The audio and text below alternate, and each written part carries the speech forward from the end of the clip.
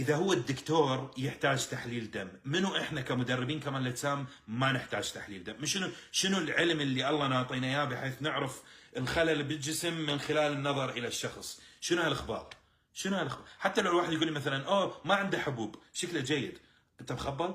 يعني انت تتوقع لانه هو ما عنده حبوب خلاص تحليل الدم كله جيد، امور طيبه، نتوكل؟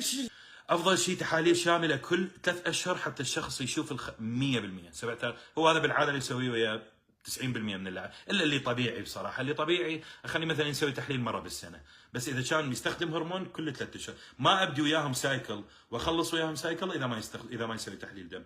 واللي ما يقدر ما اقدر اشتغل وياه. قبل 10 سنين تسالني، لا والله ما كنت اسويها، بس حاليا بالعلم اللي نعرفه وبالاشياء اللي نفهمها مجنون اللي ما يطلب هالطلب، لانه انت كمدرب راح تتحمل مسؤوليه لاعب هو طايش، وانت كلاعب راح تتحمل مسؤوليه مدرب اللي هو طايش. فواحد يكون واحد مرض ينتشر من الطرفين، الاثنين يبتلون به وهم اثنينهم ما يدرون، او واحد منهم يدري والثاني ما يدري. فاذا هاي العلاقه ما تخلق بين اللاعب والمدرب، انه واي مدرب يقول لك انه انت ما تحتاج تحليل دم، مع جل احترامي لكل المدربين، اختلف وياكم بالامور، اختلف وياكم بالافكار، ما يعني اقول لكم انتم علمكم صح وانا علمي صح، هاي الامور كلها على العين والراس، بس مدرب يجي يقول لي تحليل الدم ما مطلوب.